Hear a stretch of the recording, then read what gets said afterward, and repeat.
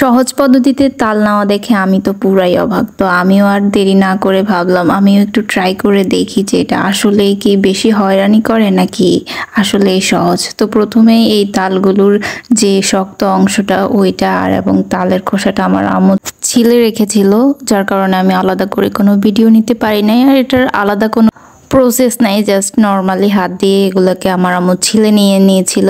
তো ছিলে না পরেই হচ্ছে এগুলোকে এবার আমি কেচি দিয়ে কাটবো। আর কেচি দিয়ে কাটতে কিন্তু আমার কাছে একটু মজাই লাগতেছিল, মানে অনেকটা ভালোই লাগতেছিল। তো এই নেওয়ার পর এই যে বিচিগুলো এবার এগুলাকে আমি আলাদা করে রাখবো। তো পরে আবার এই ছিলে নেওয়া তালগুলোর মধ্যে একটু পানি দিব, পানি দিয়ে এবার এগুলোর আলাদা করে রস বের করে নিব।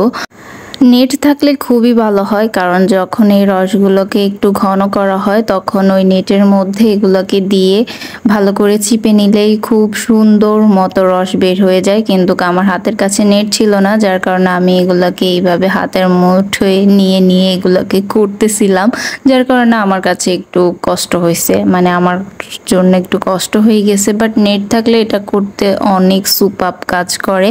আর আমি কখনো তাল নিই নাই, এই প্রথম আমি নিয়েছি। তো সেক্ষেত্রে আমার মনে হয়েছিল যে তাল নেওয়াটা অনেক বড় একটা কঠিন সাধ্য কাজ।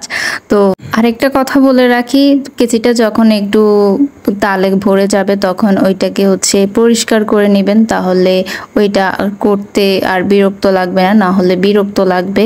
তো আশা করি আজকে আমার ভিডিওটা আপনাদের কাছে ভালো লেগেছে। দেখা হচ্ছে পরবর্তী কোনো ভিডিওতে। আজকের মতো আল্লাহ হাফিজ।